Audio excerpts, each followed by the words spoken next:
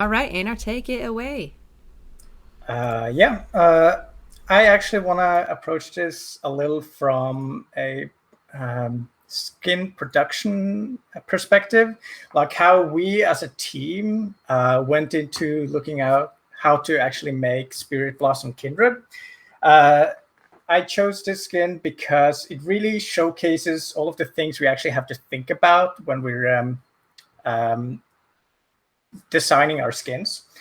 Um, so uh, Kindred was a 13-15 RP skin, which is considered epic skins for League of Legends.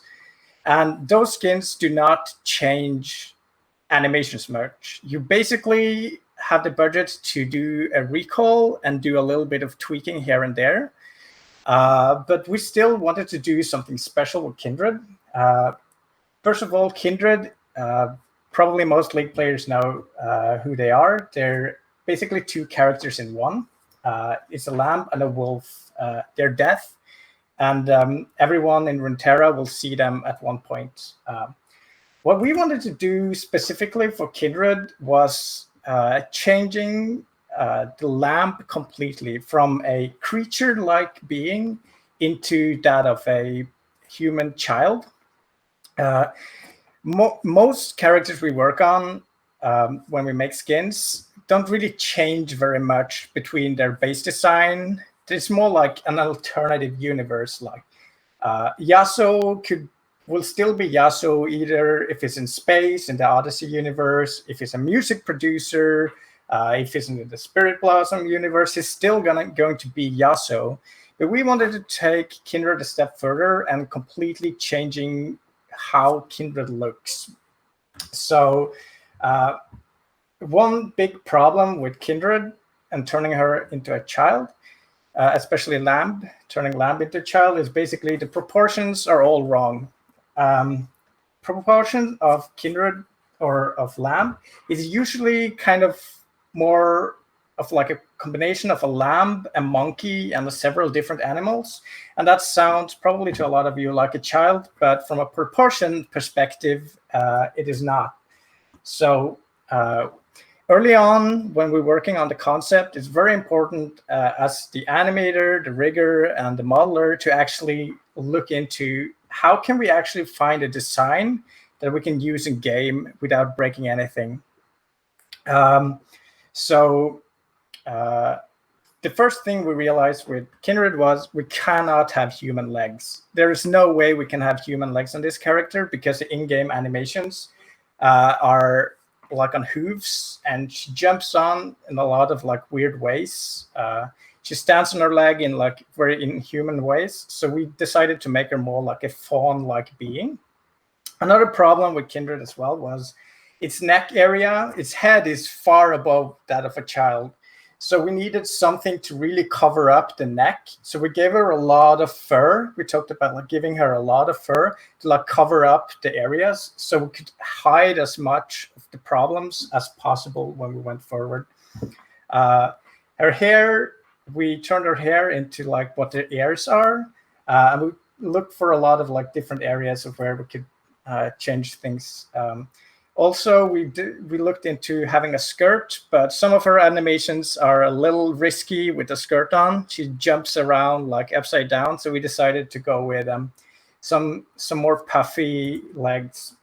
So once we have a idea of what our design is supposed to be, we try out a proxy model. So we try something to see, does everything read the way we want it to read? Does it look good?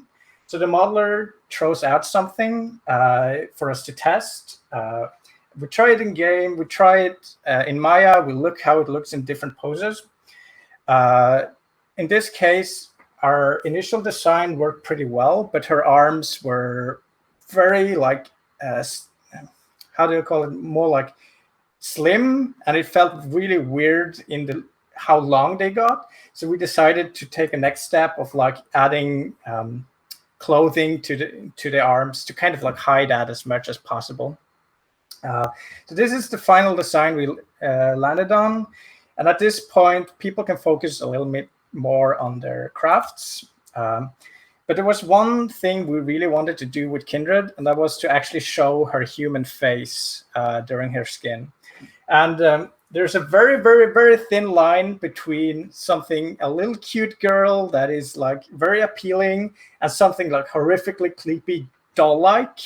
And it was really important for us that when we show Kindred's face this time, she has to actually look like a living human being.